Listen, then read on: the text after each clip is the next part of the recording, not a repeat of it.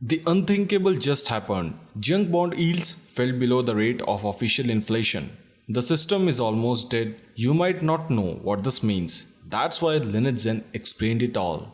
She says that junk bond yields have now fallen below the official inflation rate that has never ever happened before. Essentially, you are locking in a loss, which is what negative rates do anyway. Nominally, they are still positive. They are on average maybe 4 to 4.5%, but with inflation running at 5.4%. As we all know that we are told it's transitory, but Powell never said how long transitory actually is. You are looking at corporations that are in doo-doo fiscally anyway, may or may not survive the debacle that we are going through. Most likely not, because they are already loaded up with junk.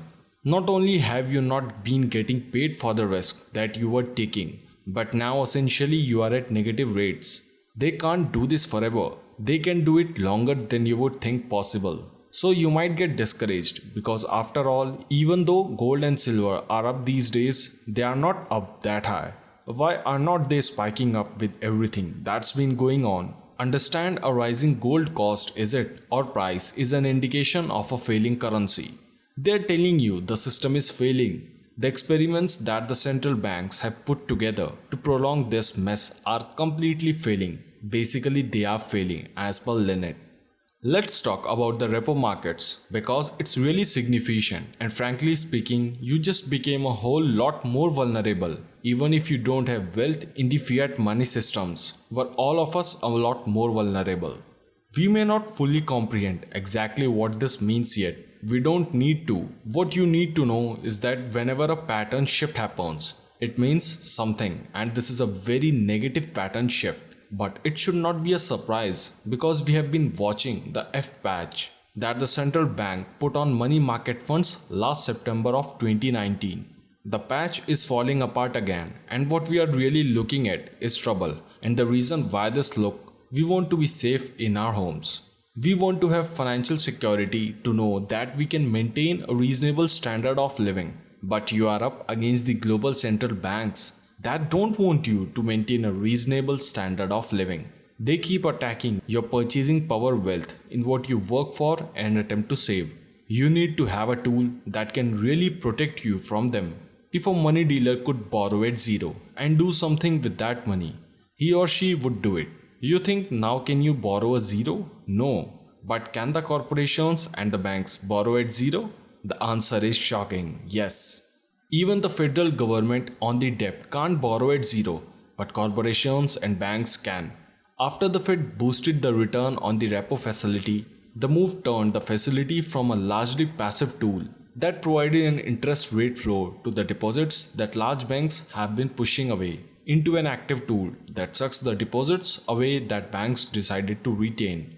What all that means is that there is, with all of the money printing that the central banks have done, and the government, the treasury has done, that everything is awash in liquidity. Now we do know that it costs the banks money to hold what deposits can move quite quickly.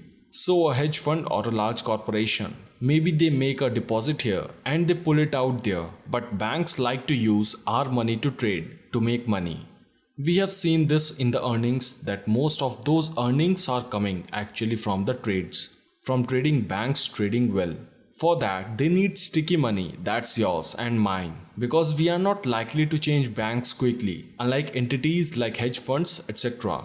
But here's the concern. The concern is that this is the tip of the iceberg and we can't see the rest of it once Lynette.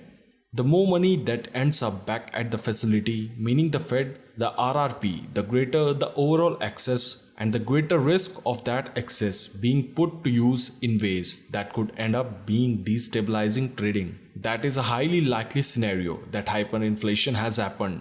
That's what all of this is telling us because it's sloshing around the system and it has to go someplace. America's banking system currently faces a plethora of additional cash due to the Fed's generous quantitative easing program, as well as the Treasury's unlimited support of the government and subsequent US economy.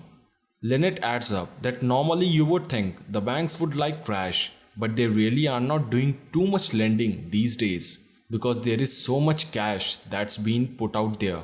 Corporations and individuals are not borrowing as much as they did. So this is the traditional way that a bank made its money. And so this huge inflection of cash actually. This is one of the reasons why we went into the banks. Don't have to hold reserves because we are in an ample reserve regime. So the banks have too much cash, they have to. They don't have to hold reserves for it anymore. But it's just sloshing around in the system. And they can't really even use money that will fly in and out quickly for their trading purposes. Something they might made a huge policy misstep when they did that, and everything is so fragile. They can't afford to make a misstep, but it's not like they have a playbook on how to do this. This is all a huge experiment. So the Fed has adjusted the interest rate paid banks on excess reserves. They had not a hold reserve. They stopped letting us know what that was. They took that information away from us, but they adjusted the interest rate paid to banks on excess reserves from 0.1% to 0.15%, as well as raised the reserve repo rate from 0 to 0.05%. The upward rate change has created the sudden surge in reverse repo volume, with more likely to come, particularly as a drawdown in the TGA, which is the Treasury's government account or cash count, will boost reserves in the banking system, which will subsequently flow into the RRP market. So we have already shifted to an ample reserve regime. This is really interesting, to an ample reserve regime, and required the banks not to hold reserves on your deposits. And yet they are raising the interest rate on excess reserves, which is something they never did prior to 2008. So Lynette says that it's all an experiment after experiment that works for a while and then starts to break down. Please let me know your thoughts about this vulnerability in the comment section below. And also like this video, subscribe to our channel, and after doing all this procedure, please go back to our channel and watch previous fascinating videos on the financial topics. Bye bye and take care.